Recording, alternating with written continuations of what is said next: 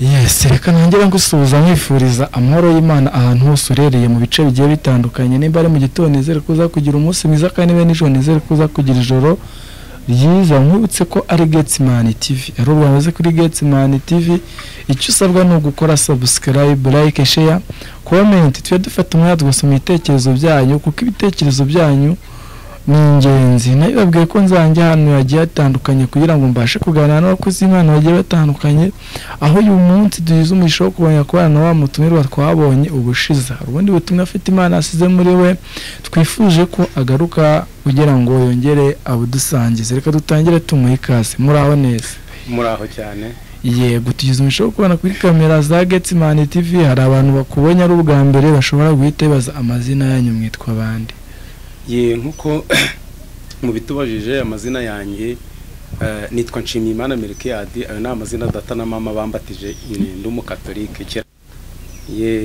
Nyine amazina yanjye ababyeyi bambatije nitwa Nshimiyimana Melkiade. Yego. Ubundi bayambatije ndi umwana mutoya. Ubundi umugabo nawe urabibona ko ndi umugabo mukuru. Yego. Mudamu rero nkuko ubushize nawe babwiye mfite umuryango w'abana 9.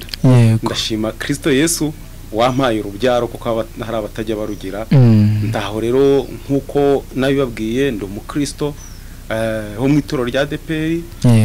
Nsengera kuri paruwasi ya Rwikubo ni Rwamagana. Hanyuma mbarurizwa ku cyahoze ari umudugudu ni itorero rya Ruhunda ni Rwamagana Igishari.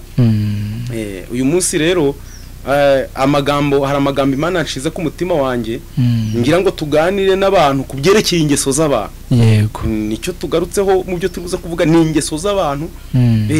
Ariko Bibiliya yo hari iki bivugaho. Yego. Iyo usomye urwandiko rwa kabiri rwanditswe na Petero. Yego. Igice cya mbere ku murongo wa 5. Yego. Havuga ngo ibyerekeye ingeso za Gikristo. Yego. Yego. Ngira ngo ahari twatangira tugasoma iri jambo kugira ngo tuze kurisangira na bene data badukurikiye. Yego. Tuze kurivugaho byinshi kandi nizera neza yuko uko twatangiye ubutumwa bwiza tuzakurikirwa n'abantu benshi. Yego. Haravuga ngo ibyerekeye ingeso za Gikristo. Ibyo aba ari byo bituma mugira umwete wose kwizera mukongereho ingeso nziza. Ingeso nziza muzongereho kumenya. Kumenya mukongereho kwirinda. Kwirinda mukongereho kwihangana. Kwihangana mukongereho kubaha Imana. Kubaha Imana mukongereho gukunda bene data. Gukunda bene data mukongereho urukundo. Kuko ibyo nibiba muri mwe bikabagwiriramo bizatuma mutaba abanyabute cyangwa ingumba kubyo kumenya neza umwami wacu Yesu Kristo. Amen. Kandi rero utagira ibyo aba ari impumyi ireba ibiri hafi gusa akiyibagirwa yuko yejejweho ibyaha bye bya kera. Nicyo gituma bene data mukwiriye kurushaho kugira umwete wo gukomeza guhamagarwa no gutoranwa kwanyu, kuko nimukora ibyo ntabwo muzasitara na hato, ahubwo bizabaha rwose kwinjira mu bwami butazahanguka bwa Yesu Kristo ari we mwami n'umukiza wacu. Yego.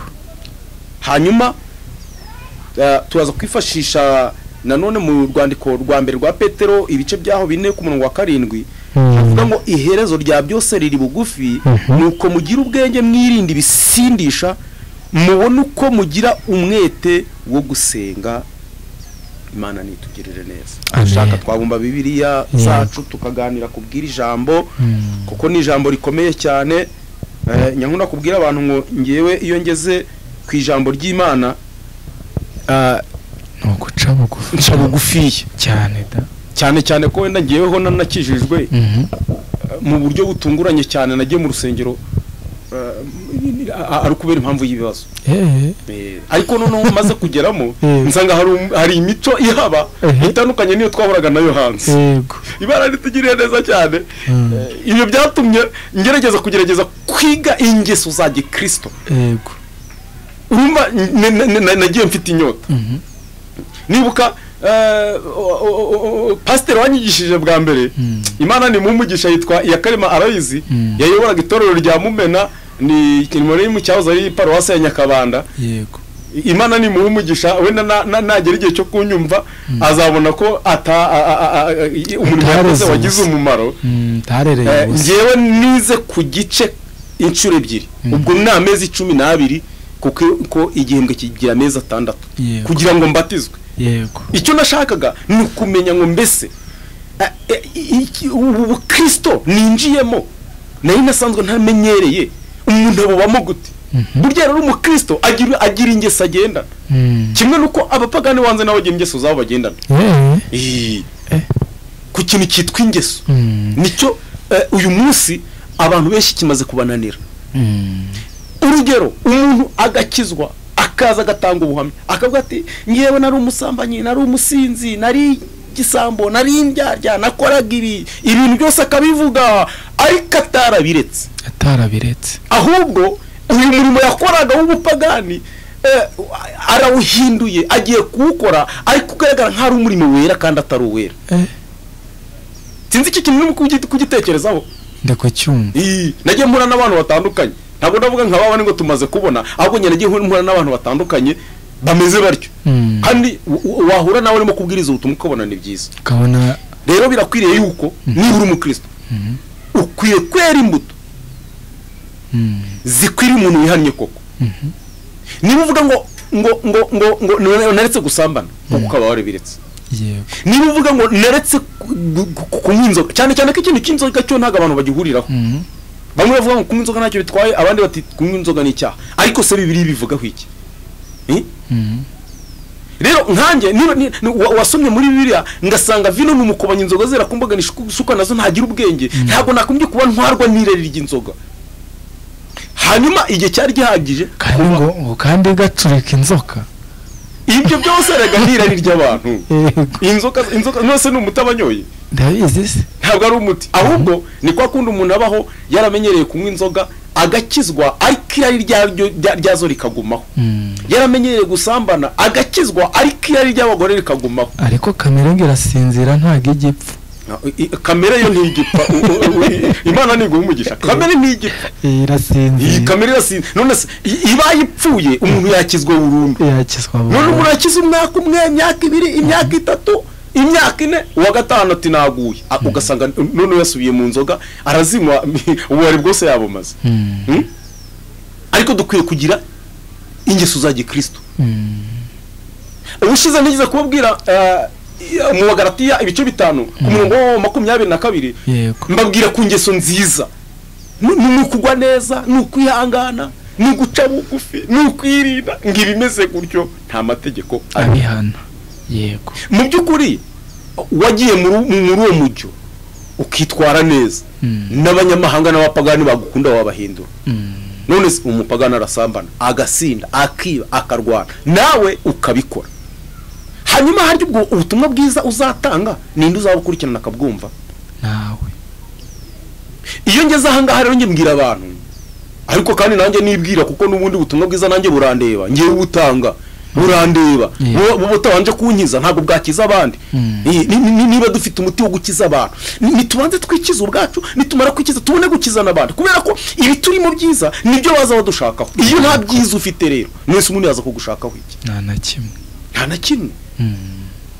Hanyuma rero ingeso yitwa kwihangana irahuza n'ijambo riri muri Bibiliya niwe shoko kurwanya uruhande mu bantu n'abasombo mu bose amahoro. Ari wo guhemukiye ubane nawe amahoro. Ari wo kugiye nawe uri nawe amahoro. None kubabarira ko bikomeje kugorana. Ariko kubabarira kuba ngo bikomeje kugorana nge simbibona ahubwo abantu dukurikiye ibyo mwisi mwisi n'urwango n'amahane n'ukutumvikana bese n'ibintu nk'ibyo ngibyo urumva nta rukundo ufite wakunze umuntu no kumvikana mwakumvikana kandi bamwe bavuga ngo isi iraryoshye. Ibyo nyine nabamaze kwinjira mu isi. Isi yo uyirebye no isi yaryoshye ntabwo uri kubona ukuntu abantu barimo kugenda nabi bagenda nabi. Ubushize naganire na hari mwene data mu muryango sinze kuza kumuvuga izina kubera ko abantu bahita bamumenya wenda nk'abo duturanye bahita bamumenya. Yagize gutya abaho ngaho ashakisha amafaranga mu yandi magambo navuga ngo wenda hari Imana yaramushaka ariko ntiyabimenya. Ariko noneho amafaranga ntiyanayabona. Wenda kurwanjye bane navuga ngo aho hantu yari ari wenda nibwo buzima Imana yaramuteganyirije.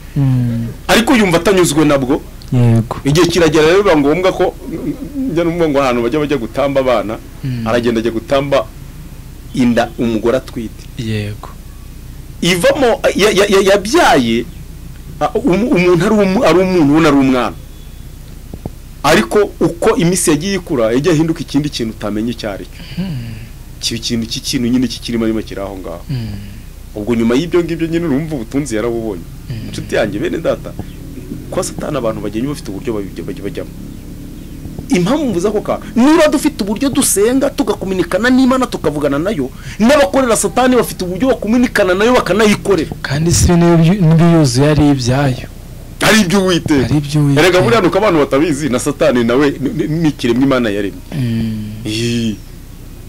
Imana nitugirire neza rero ingeso za Gikristo nizo turiho niba warasomye ukamenya ko mwamagira neza ugakizwa kwakira ubutumwa bwiza ukavuga ngo ndetse gusambana ndetse kwiba ndetse kurwana ndetse ibyo byaha byose ugomba kubikomeza kuzarinda kugeza gupfa ntago ari umwaka umwe cyangwa imyaka 2 cyangwa imyaka 3 ubundi si byo bintu wabikoze hari Imana yakwiye nta nicyo binatwaye ntacyo bitwaye ariko kandi umuntu aba mu buzima Imana yateguye ntabwo uzajya kwibona kwica ngo nibwo uzabona ubuzima aho ya nshuti yanjye ntago ariko bimeze ariko urebye iby'iminsi niko bimeze urumva Satani afite amategeko ategeka abamukorera n'Imana nayo ifite amategeko itegeka abayikurikira kandi kuko niko bimeze yego Abagalatiya 5:19 hari ingeso imirimo ya kamere yayindi nyine babandi bakorera Satani nabo babamo arakugeze kuri 22 hakugira inama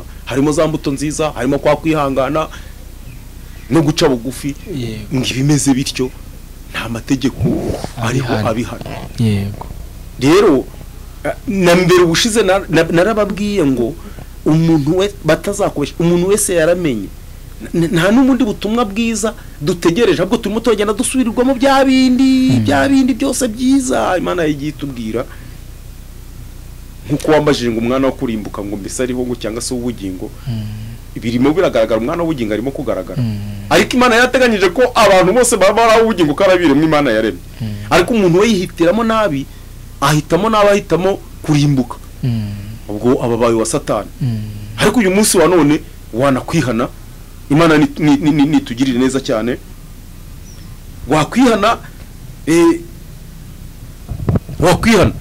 iyo usomye Matayo 25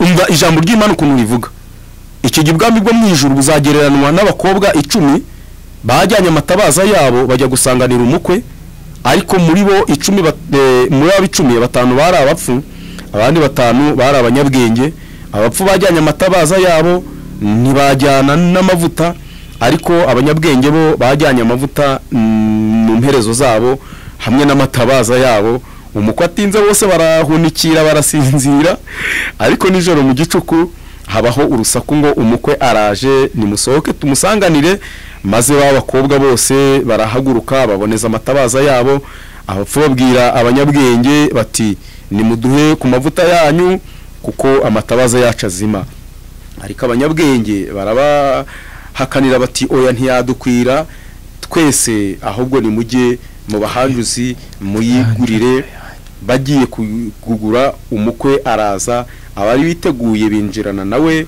mu bukwe urugero urakingwa hanyuma b'abakobwa bandi nabo baraza barahamagara bati nyakubahwa dukingurire nawe arabasubiza ati ndababwira ukuri yuko ntabazi nuko mube maso kuko mutazi umunsi cyangwa igihe ijambo nari ngendereye ni ijambo ryo kuba maso yego ese utekereza iki kuri twebwe abakijijwe no kuba twita ngo nabanyabyaha bo banze bakora ibyaha aba bantu bose bari mu kiganza cy'Imana ariko siritu ikintu kimwe menya neza yuko muri aba bantu nubwo turi kugenda dusa tukarya bimwe ariko harimo abapfu ku bintu by'Imana batazigera bimenya n'umunsi w'imwe kuko batabihaye umwanya yego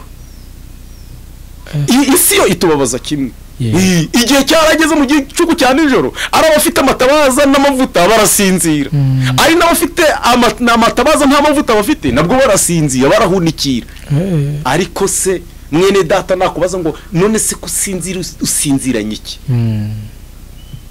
ko hari igicuku kizaba kimwe kiratwegereza. Iki gicuku ngo bakigezemo ngo bumva urusaku ngo umukoraje ngo bahita bakanguka baboneza amatabaza yabo. Nshuti yanjye, umuntu ntiyabura n'ibibazo akijijwe, buryo uzitonde kumubwira nabi kuko Imana ibimuzi. Bararyamye ariko baryama agatima kari ku Mana. Bumvise urusaku kumukoje bahita bahaguruka baboneza amatabaza yabo, barayatsa, bari biteguye. Ugomba guhora witeguye rero kuko utazi umunsi cyangwa isaha umwami Yesu azagarukiraho. Imana itugirire neza. Birashoboka yuko yazaza wenda waravuye mu mubiri, ibyo birumvikana. Birashoboka yuko yazaza ukinira cyambaye umubiri, kuko ijambo ry'Imana rivuga ngo ingere ntabwo tuzapfa gupfa. Yego.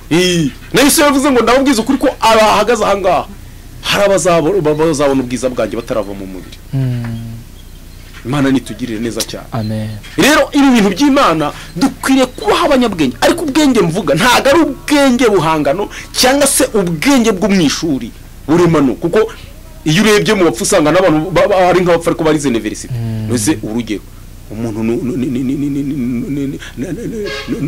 ni umwigisha w'abandi, urugero umuntu ni dogiteri afite urugo n'abana, wajya kumva bamufatanye n'indaya, ubwo ni bwenge kizi. Ariko ngo hari umupasiteri wigeze gufatira mu waguye ngo mu maguru y'umugore mu minsi ishize. Ariko ibyo nabyo bigomba kubaho. Sinakubwiye ko muri abo bantu bari mu biganza by'Imana harimo abakobwa b'abanyabwenge n'abakobwa b'abapfu. Aba bantu umuntu bivuga ngo ni umupfu rero. None buriya abantu badakijijwe nibahita bavuga ati naba bantu bujya batwishushanyaho. Urwo ngurwo ntago barugira urwitwazo kubera ko buri muntu wese azabazwa imirimo yakoze, kubera ko agakiza nako umuntu ku giti cye. Abandi we bakongera ati buri Imana yari yamuhaze cyangwa se bimugara. Nabyo ntago mbizi, ntago Imana ihaga umuntu. Imana ntago ihaga umuntu, ahubwo ihora igushiriraho intumwa kugira ngo ukizwe. Yego. Ibishaka kugira ngo wihane. Ni nacyo Imana ishaka.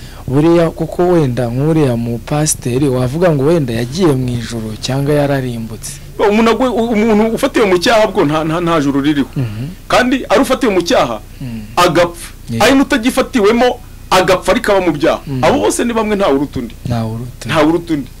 Icyo tuba tubwira abantu mu butumwa bwiza ni ukugira ngo abantu Mubwiriza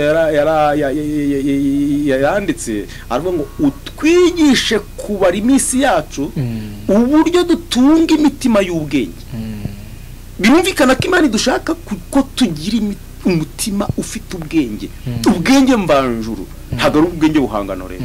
Ubwenge buhangano se kandi ugenda ukajya kwiga mu mashuri, ukagenda ukajya kuvana mu mirimo itandukanye hano umuntu wese yabo kwigisha. Buriya ni ubumenyi.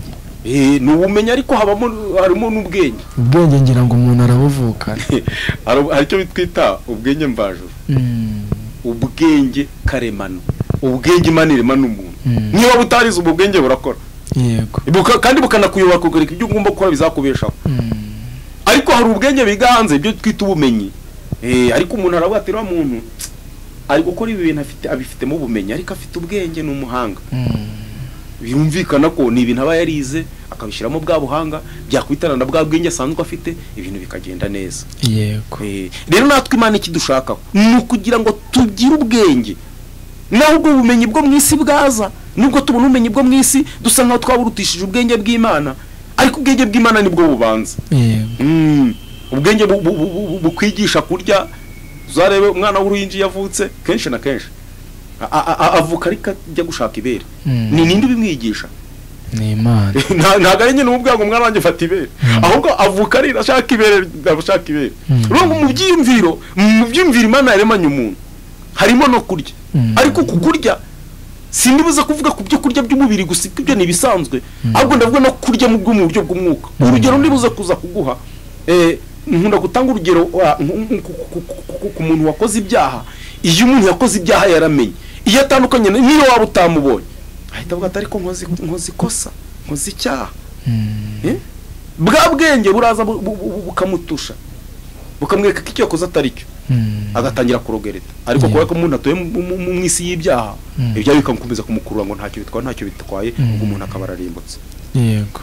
Rero twatangiriye kuri ijambo rivuga ngo ingeso za Gikristo dukwiriye kugira ingeso nziza, tukira imbuto zikwiriye abantu bihanye, abantu bakazidusoromaho rwose bikagaragara, ariko kandi twitegurira n'inzira nziza yo kuzajya mu ijoro. Kuko nge mu bantu bakanana ko ijoro ritariho sindimo, ndaryemera 100%, kabone n'uyu munsi bambwira ngo Imana ntibaho. Yego. Ayo nguko kandi mpamya neza yuko ubutumwa bwiza bwacu buzagera kure. Yego. N'abazabukurikira buzabagirira umumaro. Turabigisha ubutumwa bwiza kugira ngo mukizwe, mwere imbuto.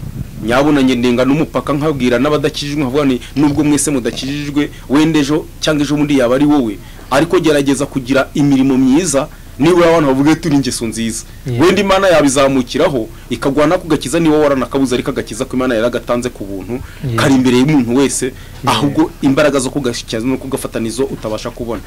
Ubwo rero turabwira abantu ngo nimujyageze kwera imbuto, nubwo bitatworoye muri iyi minsi y'imperuka idusohoreyeho, ariko tujyageze kwera imbuto buri munsi. Tugomba kwera imbuto nziza. Imana nitugirire neza cyane. Amen. Murakoze. Ngira ngo reka tugeze ku musozo, dusoma mu rwandiko rwa Yohana ibice 2:3 byo kwitondera amategeko. Iki nicyo kitumenyesha yuko tumuzi, nuko twitondera amategeko ye. Imana nitugirire neza cyane. Ubonye ko n'ubundi hagarutsemo ya mategeko. Yego. Nkuko mu rugo haba amategeko y'umugabo n'umugore bagendera kugira ngo bo ku rugo rwabo, ni nako no mu rugo rw'Imana, Imana yashizeho amategeko ariko kuba mwemera, kuko yabizi ko no mu ngo zacu za buri munsi hari igihe umuntu ashaka amategeko umugore akayahakana, umugore ashaka amategeko umugabo akayahakana. Rero mu rugo rw'Imana na amategeko. Aya mategeko rero turashaka kuyakurikiza, tukera imbuto zikwiriye abantu bihanye. Bene data reka mbabwire, ubu kuba mu gakiza biragoye, niyo mpamvu turimo tugenda tubwiriza ubutumwa bwiza, tubabwira ngo nimugerageze gukora imirimo myiza, ni imbuto zikwiriye abihanye. Ubundi ni ukuri ijuru Imana irarifite, turaryemera turanaryizera, tuzi ko ririho n'Imana iriho, nubwo wenda hari ubundi butumwa bwiza, ubutumwa bubimo kugenda bavuga ngo nta Mana iriho, ariko twebwe nk'abantu bamenye.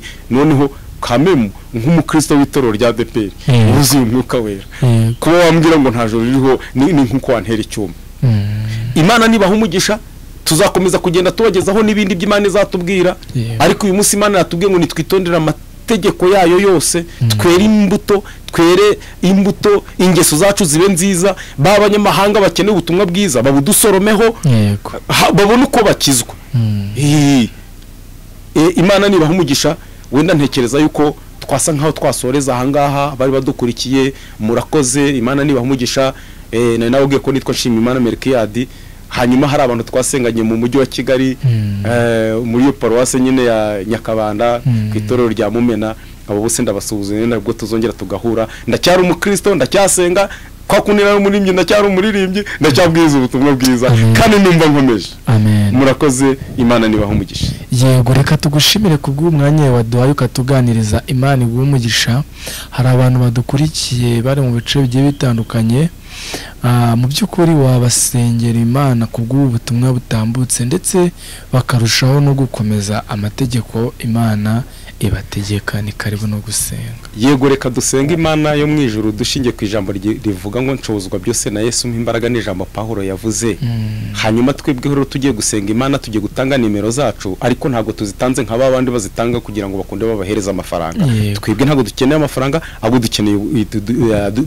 dukeneye ko abantu bakizwa, cyane cyane ko natwe Imana yagiye tugirira neza, ikatuvana ubuzima, ikadushira ibuntu, tukabona tugaburira, twambika, tukaba tumeze neza. Ubuzakurikiraho ninza nzabaha ubuhamya bw'ukuntu nakoze akazi ko mu rugo n'ibyo nahuriyemo nabyo. Yego. Telefone yanjye rero ni 078 11 24 yego 600. Yego. 078 11 yego 24 yego 600. yego. Ndumva noneho twasenga. Yego. Mana data wa twese wo mu ijuru, turagushimiye cyane, turagushimiye kuko waduhamagaye Mwami mu gihe gikomeye nk'iki ngiki kugira ngo tubwirize ubutumwa bwiza. Mwami mantoranyije mu muryango mugari w'abantu benshi batari bazi Imana, natwe nta cyo twatanze kugira ngo tukumenye, ahubwo nuko watugaragarije urukundo rukomeye. Turasenze cyane twinginga kugira ngo rero ukomeze kudukomeza, twambike imbaraga, kandi ubutumwa bwiza bugere hirya no hino ku isi hose, aba bwakiriye bugire imbaraga zo kubahindura, duhereye kandi ku miryango yacu no mu tubana bose uduhe kurushaho gukora imbuto zikwiriye bihanye kandi igihugu cyacu ugiha amahoro si igihugu gusa ahubwo n'isi yose uyiha amahoro abantu bagirana urukundo bakundane kuko ari cyo bashakaho ubundi duhe gukora imbuto zikwiriye abihanye kuko ari ko ijambo ry'Imana ribitubwira murakoze turabashimiye tubisabye twizeye mu izina ry'umwami wacu Yesu Kristo amen. Yego reka tugushimire nawe warudukurikira mu bice bigiye bitandukanye reka tugushimire nawe amaze ukanda subscribe nawe utarakora subscribe kuri subscribe like share comment ngiye twari kumwe ni Theogene nagasubira ciao ciao.